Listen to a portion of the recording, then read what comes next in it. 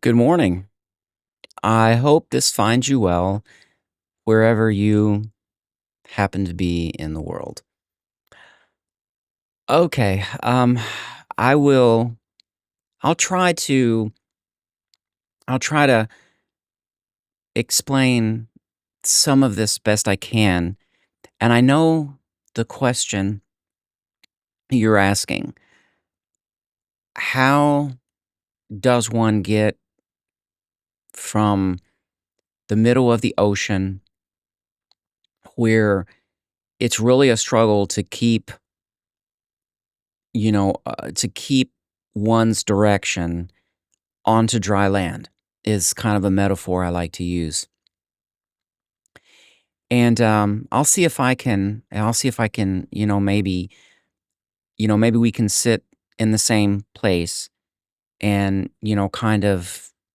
kind of think about it, I guess kind of process it as I think a lot of people use that term, but I consider it more of a fellowship. Okay. Um and to start out, I never really mean offense, and usually when I say something, it's not always at a specific person. Oftentimes, it may be those around that person, and I know that's confusing, and it's not meant to be. Um, I yeah, I'm trying to think of how to put this. Um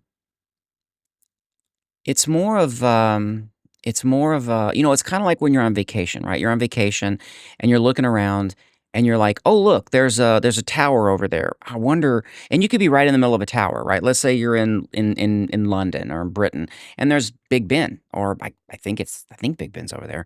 But there's a clock tower, and you're looking at it and you're thinking, "Wow." You kinda look at it and you're thinking, "That's a lot of metal inside that," and you can see the mechanisms. And, the person that maintains that tower might be, "Well, I maintain it best I can." And it really has nothing to do with the person that's there. It more or less is about the tower or just something that's seen in the tower. And it's completely separate. So, yeah, there's no offense intended.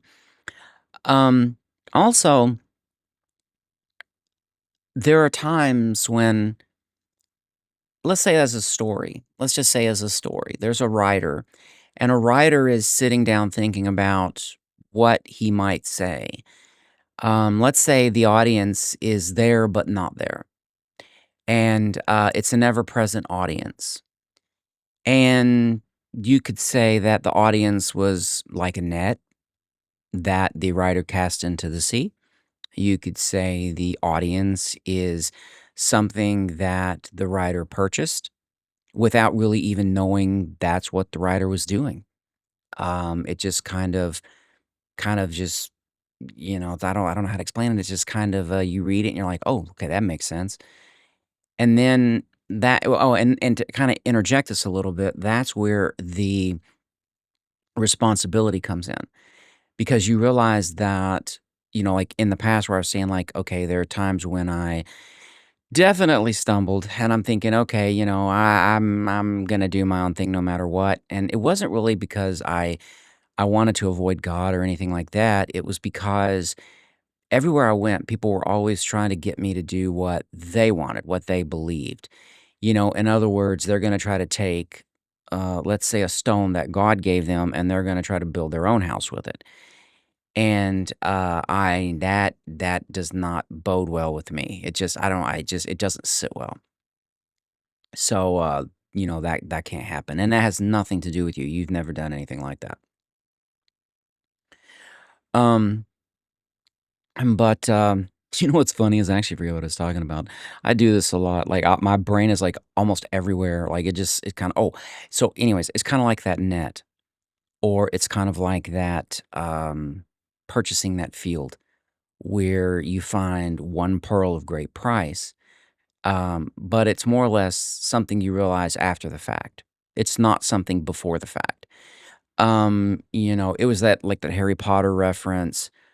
Um, or if you wanna look at the ninth gate, not on the dark side of things, but the fact that Corso really just did it, it was just did it, where I guess Balkan, I think his name was Balkan or something, where he tried to decipher it, and then he tried to act on his deciphering, where the other person just did it. So, I always tell my kids years ago, I always say, um, human beings we're all the same, and we all have the same kind of inspiration, we have the same kind of things that affect us, good and bad, whether they be good angels, bad angels, misled angels, angels that are working off their own directive, angels that are working off God's directive. We have all these different influences. A lot of people call it noise. And you know what's funny? I actually forgot what I was saying again. Oh my gosh. Oh, I probably need more coffee or something. Um, but there is an innate need that people have. It's just an innate nature that people actually have, and so let's say that God breathed, he breathed into man the breath of life. So let's say he breathed himself into man, and man became a living soul. So it isn't so much just a physical body, it's a living soul. Being of God, man has similar traits. I've heard people call it sometimes creation, but it's not. It is, but it isn't. Everything goes through God because it is of God. That's His Spirit. It is of Him. So, being of God, there are certain things that nurture that soul.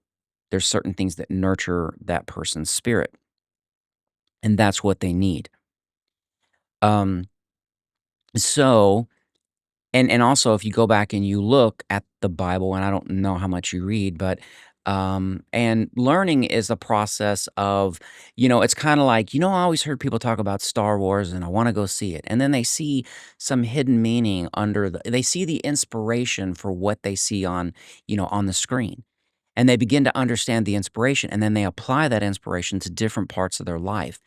It's like manna that never dies. So, there's a certain need they have, because let's say God breathed that into them, so there's a certain need, and those needs can be exploited, and no, I'm not saying you at all, but if you look at people out in the world who run, businesses, basically under the guise of God, then you begin to see that people come because they have that innate need, that desire to be loved, that desire to be held, that comes from God. That's where that comes from. Because if you stop and think about it, we're biological, so we have biological needs. We learn from our environment, such as you you stick your hand in a fire, it gets burned. You don't do that again. So that's very simplistic. We can understand that. But the spiritual side is a little more, and it's really not complicated, but we make it complicated. So when I say it's more complex, we are the ones who complicate it. And I'll kind of get try to say a little bit about that. And then again, when I have more time, I'll kind of share more parts of my journey through life. But so back to this, they have this innate need, and people found ways to exploit that need. And by exploiting that need, they're stopping their own development because it's like I was talking to Charles one time. It's the same guy that we used to talk to him all the time. Me and him was funny. Uh, I remember one time me and my son was we were at work, and he flexed his arm, and he had this tattoo of this woman on this arm, and I was actually making a note how, she kinda got bigger. And he looked at my son, and he goes, "There's something wrong with your dad." And it was funny. I couldn't help it. And but anyways, they have that innate need, that innate desire to be closer to, as other people mentioned, the source, and there's many different names. God is a title. People who believe in God and call it, call that the source of all things. I understand why they call it the source because they've been misled so many ways, so much selfishness. Again, people raked into their own barns. Shepherds fed themselves instead of feeding the flock. Um, all those things. If you go back and you read it, all that is there. And but they turned it all into the laws. But really, it's kind of like it really just breaks down into where I came from. The essence of who I am means where I came from. And what do I need to grow? What do I need to be happy? What do I need to, be comfortable in my own skin? And like I say, there were many people who tried to make money and do many, many different things, which were not really, that's not a good idea because what was given to people was not others to rewrite as their own. That's real that would be like saying that you planted a garden in your backyard and I went over there and dug it up simply because I wanted it and I left holes all in your yard. There's nobody gonna stand around and say, "Oh, yeah, that's a good idea, way to go there, Michael." They're never gonna say anything like that. They're gonna come down on me pretty quick. But when it comes to spiritual things, they almost believe that anything they say or do is under the guise of God, and that is not true because it has to be. When they look at laws and all these things, you have to simplify it. It has to be what nurtures what you were given. So if you were given a soul, it has to nurture that soul as it was given, by whom it was given. And oftentimes, just reading things or commanding things is not always the way because everybody's been hearing that for thousands of years, 1,000 or 2,000 years or hundreds of years. So it's old, but it's new. It's a combination of old and new. It's new wine in new bottles, but it's the exact same thing. But it's at such a deep level because it nurtures that at the very foundation, at the very base of who that person is. So a lot of times things doesn't work. It doesn't work because let's say, okay, let's take a look at a person's practice who considers themselves a channeler. And I have a different viewpoint of when people say they channel, it's like, well, I'm gonna let you talk to my great great uncle. And I'm like, well, I don't need somebody to do that because if I wanted to, I would ask God. And if God wanted to show me that, he'd show me that. So I don't really need that. But there are people who are sensitive, and I am one of them, who are just sensitive to just things. But I understand that I have to be very careful because if there are things gathered around me, they're going to pick up my pattern. They're going to pick up what I do. That's the responsibility that comes with being human and having the breath of life breathed in us. It's not, you could say it's a responsibility to yourself, but it's really a responsibility to others. So, in the past when I tried to kind of think, "Oh yeah, I'm gonna show people that try to force me what to do, what I'm gonna do." Then I realized that the people who didn't understand were the ones who were getting caught up in the shuffle. They got caught up in the whirlwind. So then I had to decide, are they of more value than me trying to show other people who are trying to force me to do what they want, that I don't have to do what they want. So I chose the former. I chose that people who don't understand were more valuable than those who do understand and should understand. So that's the choice I made. So, anyways, so let's say that they're sensitive to environments and they're sensitive to how people think, and they can kind of pull it out of the air. Well, that kind of person knows that energy is something they don't create. I think I heard the term transmuting. And I can call it processing. And I'll tell you what it is here in just a few minutes, how I look at it and how I get back to a center compass. how it compasses me back to the center, because there is more than just me. It's not just me. Um, and I have to make sure that I honor that in every way that I know how. Um, but anyways, back to the energy thing. So, of course, science says that, matter, can't be created or destroyed. It can only be, transformed into something else. And they're looking at the very base molecules. But energy is not something, we didn't create energy. And you can say that energy takes the shape of whatever circuit it runs through. That's the path energy follows. It's still energy. It's just basically energy. But if it goes through the, one circuit, it's gonna cause that circuit to behave in a certain way. Electronics, and human beings, but as a metaphor. And if it goes into another circuit, same electricity, electrons still flow. It behaves entirely different. So a lot of times the world tries to take that soul, that energy, and they try to channel it into what their personal or what their electronic circuit desires. And I'm not talking just at a personal level. You could be talking corporations or businesses. So they don't really have the individual's growth and strength in mind. And I'll show you where that really falls short. And I'm gonna be skipping, not skipping, but I'm gonna be branching a lot. So and I'll try to catch myself if I get too far branched out.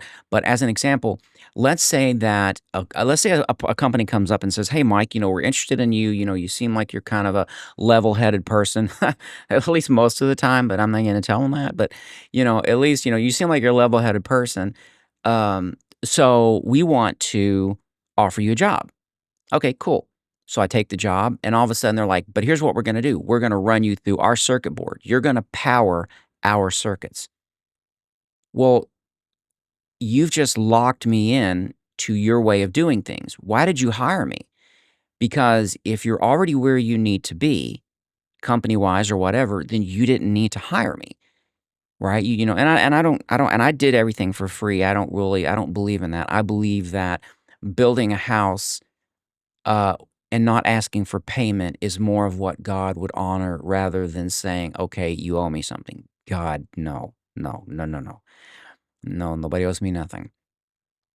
Because as the saying goes, you freely receive, you freely give. Um, so they lock me into that. And I'm like, well, why did you hire me in the first place? Because you didn't need me.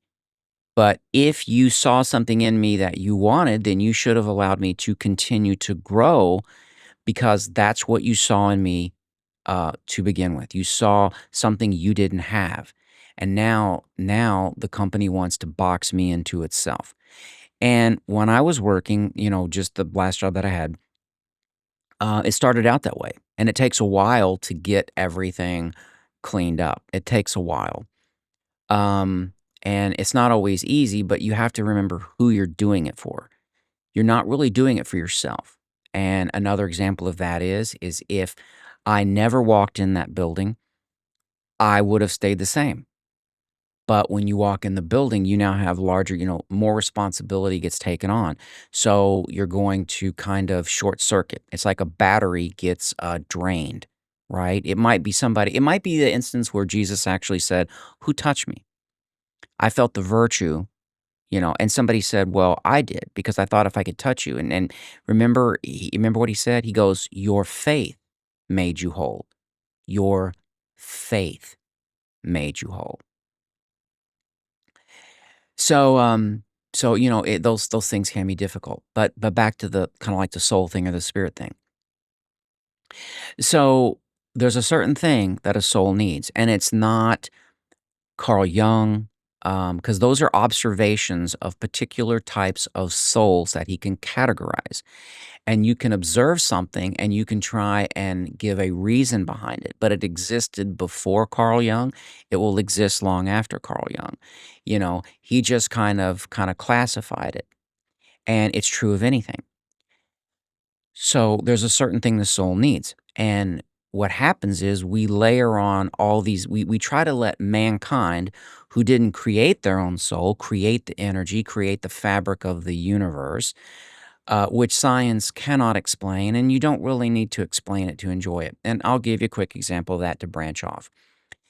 Um, Somebody once said, it was written, let those that are good be good still, let those that are evil be evil still. But in that regard, um, it doesn't matter. Well, it does, but I'm talking about in death. So when people die, when people physically die, it doesn't matter if, as far as death is concerned. Now I'm talking about biological death, not spiritual death, biological death.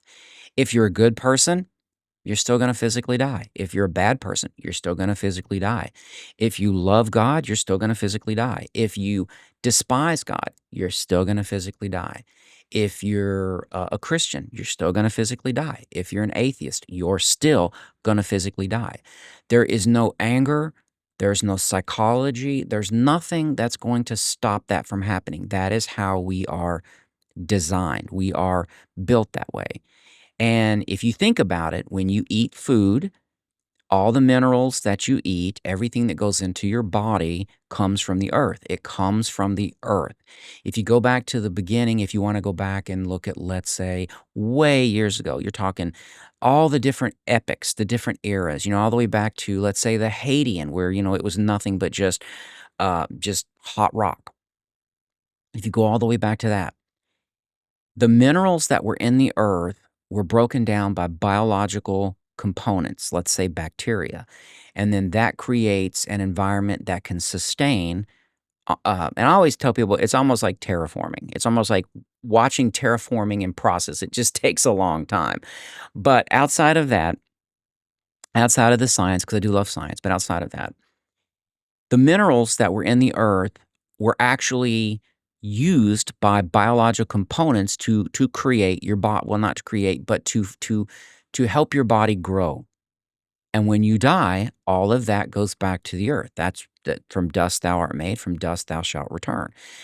But people use that as a threat, the heavy threat. It's like, well, you're gonna, I'm gonna make you feel a threat, and then I'm gonna then try to get your approval.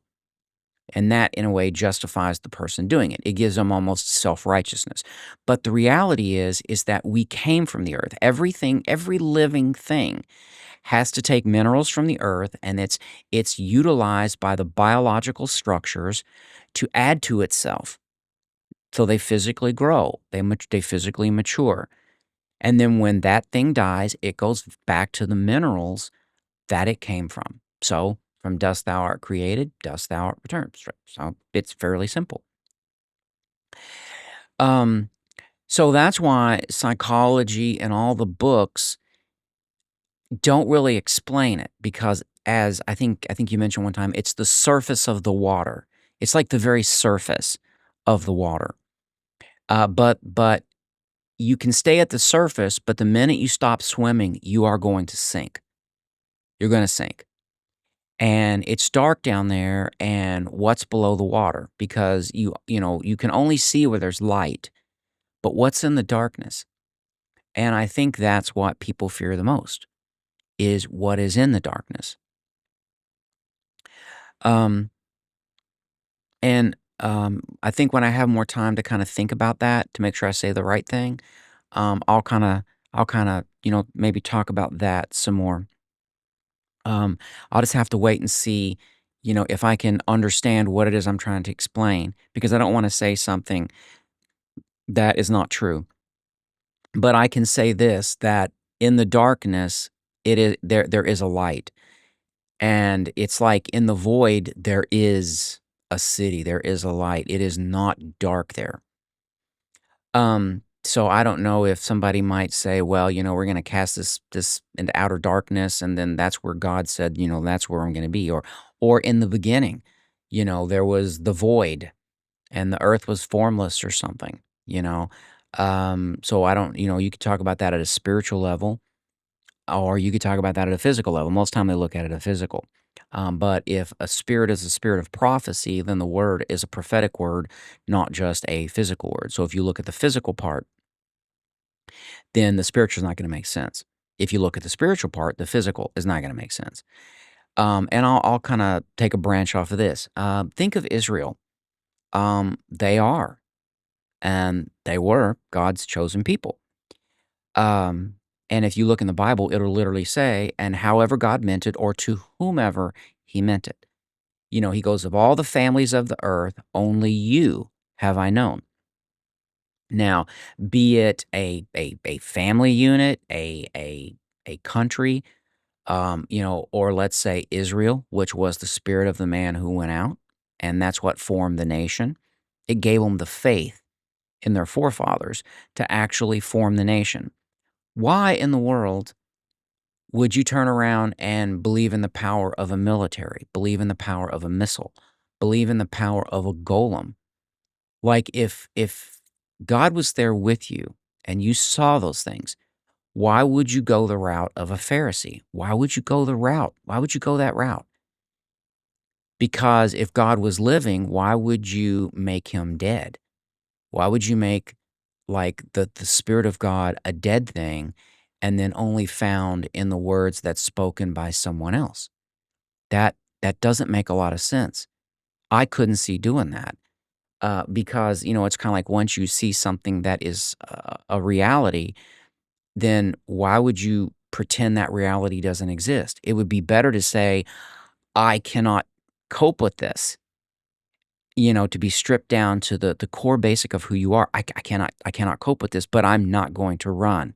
I'm not going to hide. I don't know what's going to happen. And it's like everybody is rushing over me and they're all telling me what to do and they're all telling me I'll be safe, but I'm going to stand right here because I'm going to wait for your voice. I'm going to wait for what you have to say. And I don't know how long that'll take, but I'm going to stand right here. And as everything rushes over, or as Daniel might say, the end thereof would be as a flood. So you could look at that as the world is just going berserk. But I called it spirits run amok. They're drunk, but not with wine. So they're just run amok and everything goes crazy. Or you could call it brambles burning, a fire that burns. Hell enlarged its borders because it doesn't nurture the breath that was given to man, to each one of us. That's the nurturing. That's the kindness. That's the love. And remember how I said love is always shared. It's never something that's one way. It's always shared. So,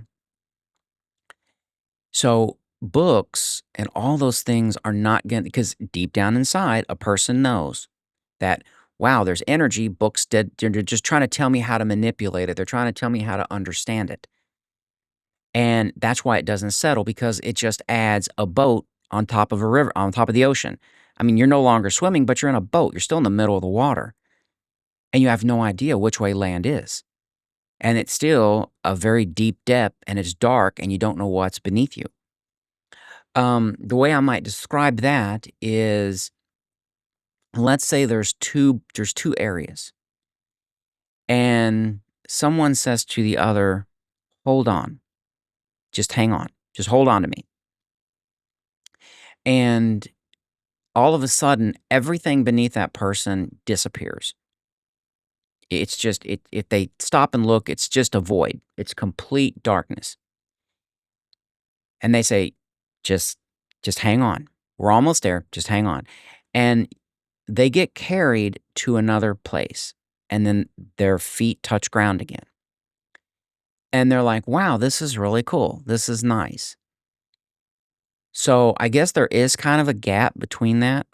And it's like an endless void, an endless drop.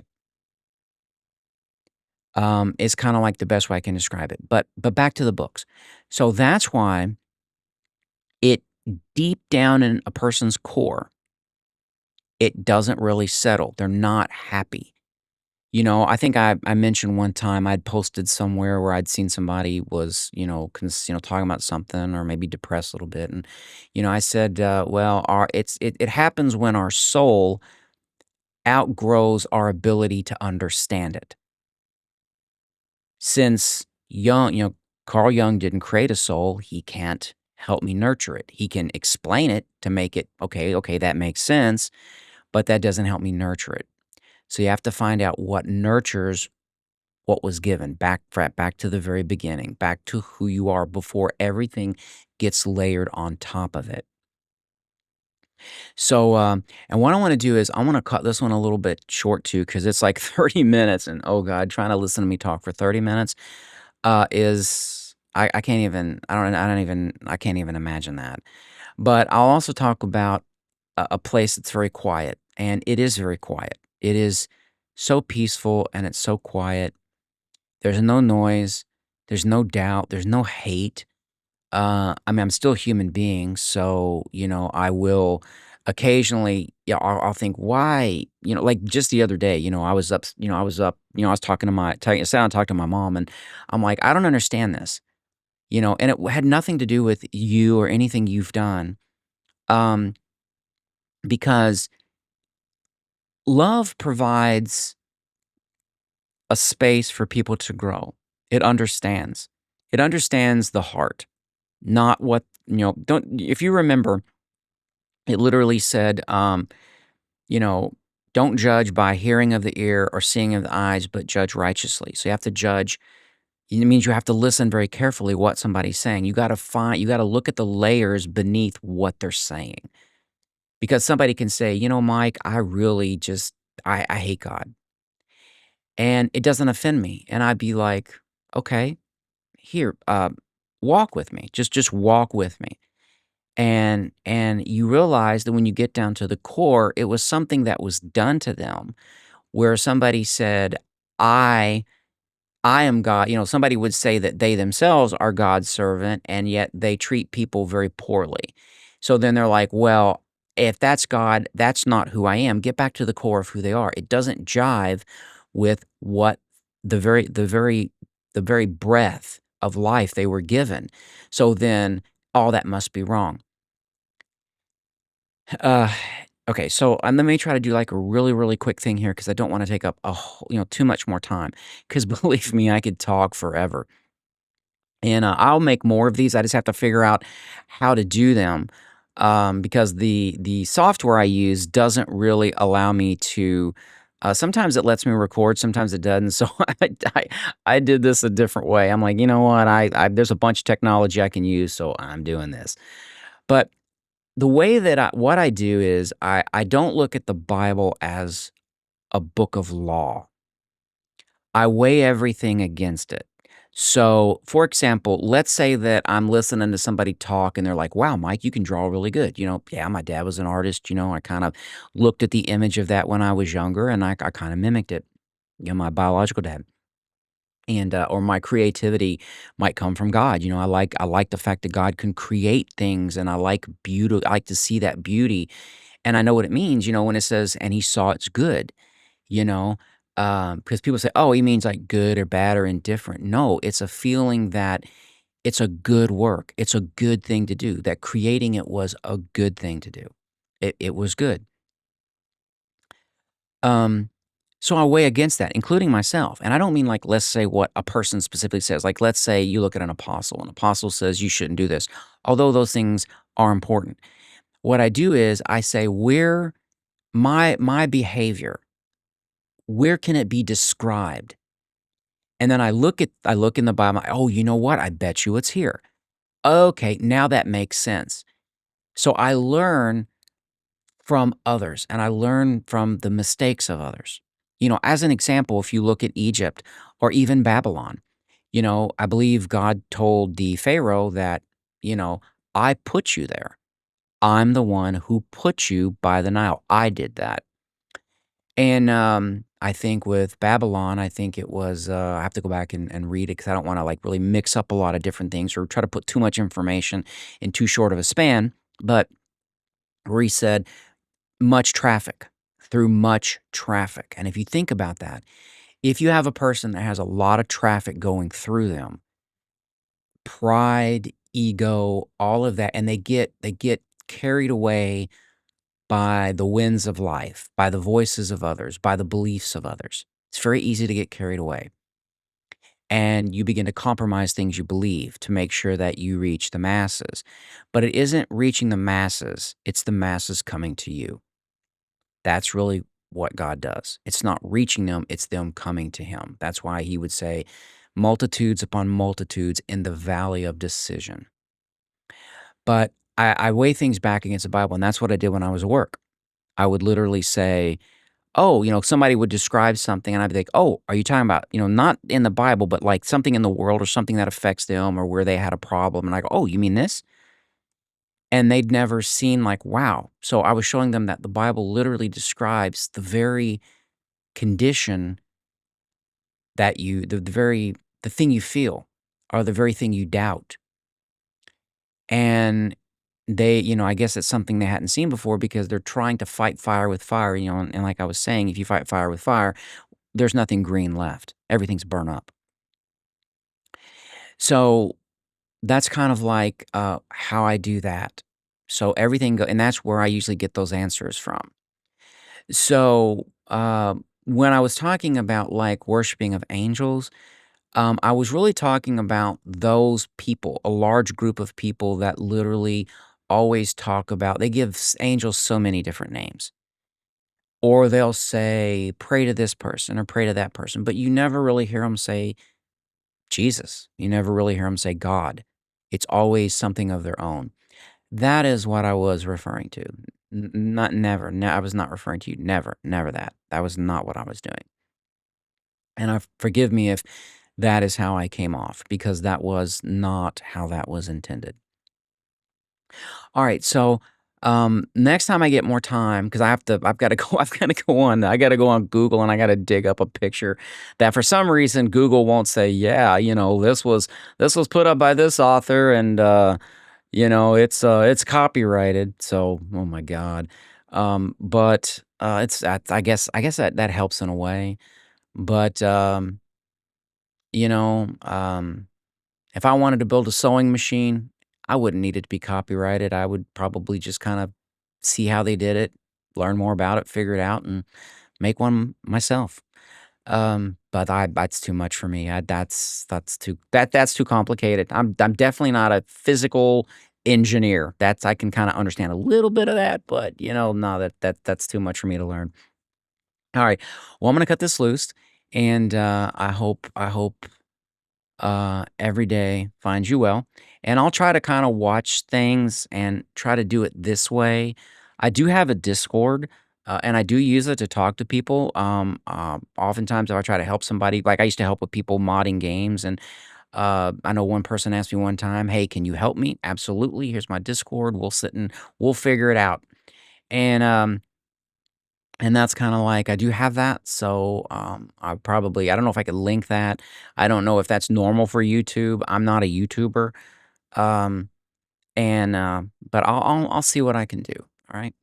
Alright, well, Imma hop off here, and, I'm always there. I don't really leave per se, and many times during the day, if I look at myself, I can almost see someone else. I can see another. So I know they're there. And at that time, I try to make everything as comfortable for them as possible so that way they can find their way. Okay. All right. I'm going to cut this loose and I will chat a bit later.